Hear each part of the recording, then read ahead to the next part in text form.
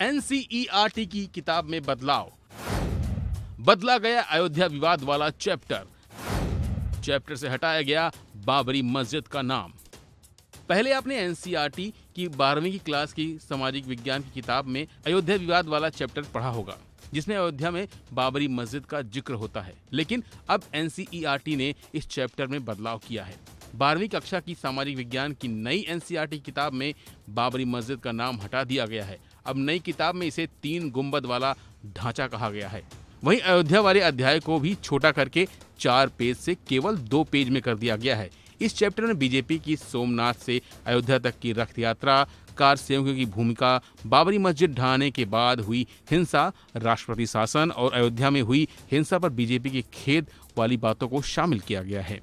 The Indian express की report के मुताबिक पुरानी टेक्स्ट बुक में बताया गया था कि 16वीं शताब्दी में मुगल बादशाह बाबर के सेनापति मीर बाकी ने बाबरी मस्जिद बनवाई थी। वहीं अब इस अध्याय में बताया गया है कि 1528 में श्री राम के जन्म स्थान पर 3 गुंबद वाला ढांचा बना दिया गया था। इसके अलावा आंतरिक और बाहरी दीवारों पर मूर्तियां बनी हुई थीं। पुरानी किताब में 2 पेज में यही बताया गया था कि फैजाबाद जिला अदालत ने 1986 में मस्जिद खोलने के फैसले के बाद किस तरह से मोबिलाइजेशन किया गया।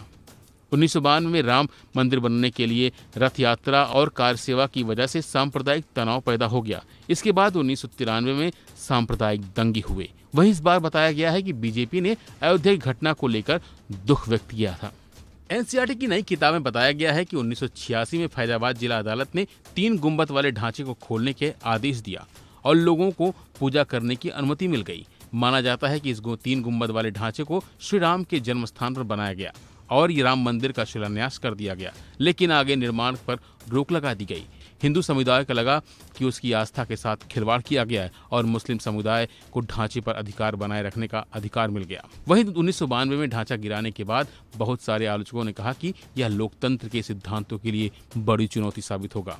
वहीं एनसीईआरटी की नई टेक्स्ट बुक में सुप्रीम कोर्ट के निर्णय को भी शामिल किया गया है। इसमें बताया गया है कि 9 नवंबर 2019 को कोर्ट की संवैधानिक बेंच ने निर्णय सुनाया कि यह भूमि राम मंदिर की है। पुरानी किताब में न्यूज़पेपर की कटिंग की तस्वीरें लगाई गई थीं। बाबरी मस्जिद ढहाने के बाद कल्याण सिंह सरकार को हटाने का आदेश शामिल था, जिसे अब हटा दिया गया है। 2014 के बाद से यह चौथी बार है कि एनसीईआरटी ने अपनी किताब में बदलाव किया है। अप्रैल में एनसीईआरटी ने कहा था कि ताजा घटनाक्रम के आधार पर चैप्टर में परिवर्तन किया गया है और इसमें नई जानकारियां शामिल की गई हैं। यानी कुल मिलाकर आने वाले समय में बच्चों को अब अयोध्या में राम मंदिर बनने के साथ साथ उसके इतिहास को भी नए ढंग से जानने का मौका मिलेगा। फिलहाल इस खबर में इतना ही। बाकी अपडेट के लिए बने रहिए वन इंडिया हिंदी के साथ।